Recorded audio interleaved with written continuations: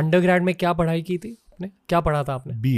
BA in economics. Okay. या और फिर इमीडिएटली आप एमबीए करने गए? जी, सिडनम। MBA from MET, Mumbai educational trust Bandra में। तो मैं CET जो एग्ज़ाम है, कॉमन एंट्रेंस टेस्ट, उसके लिए बैठा। और मैं और मेरे बेस्ट फ्रेंड दोनों उस एग्ज़ाम के लिए बैठे, क्योंकि वो बैठ रहा था तो मैं सोचा Ranveer, no one knows about this, मैं आपको कुछ बताना चाहता हूँ, बहुत इंटरेस्टिंग। हाँ। मेरा कोई ये नहीं था कि मैं MBA करूँ। मेरा बेस्ट फ्रेंड जो है विकी, वो MBA के लिए बैठा। सो आई सेड चलो मैं तेरे साथ बैठ जाता हूँ यार, मैं भी करता हूँ यार। तो जब भी हम लोग ने एग्ज़ाम दिया, उसके बाद जब भी रिजल्ट का दिन आया, कसम से I was looking for his name, और वो भी अपने नाम के लिए ढूंढ रहा था और उसका नाम नहीं मिल रहा था। और मैंने देखा जॉन एब्राहम, और मैंने उसको बोला ए विकी, मेरा नाम है यहाँ पे, I don't know how my name is here. और वो भी शॉक था, क्योंकि he is way smarter than me. आज वो बॉस्टन में है, बहुत ही इंटेलिजेंट लड़का है, और मैंने देखा मेरा नाम है, दिस इज़ ग्रेट। तो मैंने डिसाइड किया कि मैं getting into MBA is very difficult, लेकिन उसको कंप्लीट करना इतना मुश्किल नहीं है। So I decided to do 2 years of MBA। मैंने करा, मेहनत से मैंने पढ़ाई की। आपने एक बार आपके एक बिजनेस के बारे में मुझे बताया था, जो आपके दिल के बहुत करीब है, और वहाँ आपने खुद के लॉसेस इन दैट बिजनेस के बारे में बताया ऑन द फ्लाइट। जब आपने लॉसेस के बारे में बताया, मैंने सोचा कि आप खुद एक प्रोड्यूसर हो। I know for a fact कि आपके इन्वेस्टमेंट्स भी बहुत शार्प है, etcetera etcetera. You are an aware guy, pardon me saying this, but I personally feel कि दुनिया ये नहीं समझती कि John Abraham is worth how much money, and you've done very well for yourself from a financial perspective. Hindi में बोलूँ तो आपने बहुत अच्छे से पैसे कमाए और उनका ख्याल भी रखा है, इन्वेस्टमेंट्स भी अच्छी करी है, बट पब्लिक शायद ये जानती नहीं। मैं इस पूरे पैसों की जर्नी के बारे में जानना चाहूँगा, बट पहले ये जानना चाहूँगा कि क्या MBA का रोल रहा है आपके खुद के करियर के मैनेजमेंट में? वहाँ से स्टार्ट करो और फिर आपकी पूरी पैसों की जर्नी थोड़ी सी शेयर कर दो। जी, ऑफ कोर्स। तो and I will make it short and interesting also. Sure. तो ग्रेजुएशन के बाद, ग्रेजुएशन मैंने जय हिंद कॉलेज से किया, उसके बाद MBA किया मैंने, उसके बाद काम पे लग गया। सो फर्स्ट थिंग, मेरा सैलरी क्या था, तनख्वाह क्या थी, 6,500 रुपीज़ अ मंथ। वहाँ से मैंने शुरू किया। उसके बाद मुझे प्रमोशन मिला एडवर्टाइजिंग एजेंसी में। मैं मीडिया प्लानर था।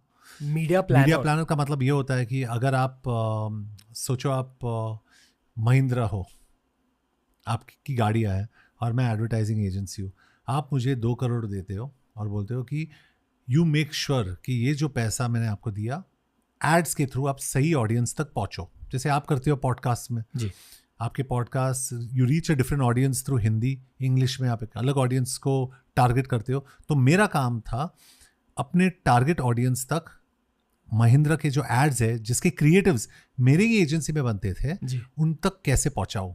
और मीडिया व्हीकल्स क्या थे, न्यूज़पेपर्स, सैटेलाइट चैनल्स, ये सब उस वक्त पे। So my job was of a media planner. तो मुझे प्रमोशन मिला दूसरे एजेंसी में, और तब मुझे एक ऑफ़र मिला कुछ कंपटीशन में जिसका नाम था ग्लैड्रैग्स। उस कंपटीशन में मैं गया जहाँ पे जजेस, and this is a whole circle, it's a beautiful circle. मेरे जज शाहरुख खान थे। वाह। या शाहरुख खान, करण जौहर, गौरी खान, करण कपूर जो ड्रीम लवर उस टाइम पे बॉम्बे डाइंग के, दे वर ऑल माय जजेस।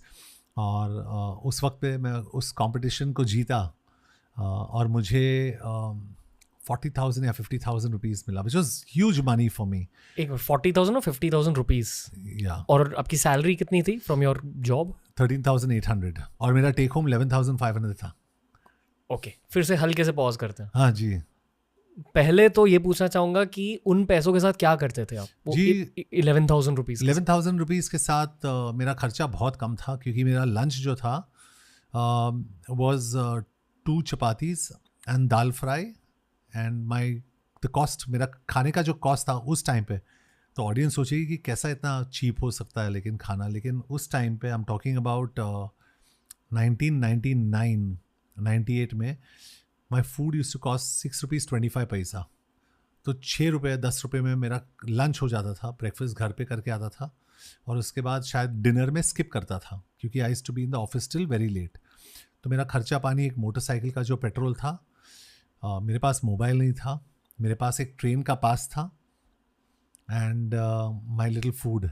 सो I to save the money, और वो इक्विटी बेस्ड म्यूचुअल फंड्स में मैं पैसे वाह। डालता था तब और उस टाइम पे मैंने 60,000 रुपीज़ का मैंने 3 साल के अंदर आया, got a profit of 60,000 rupees. वाह.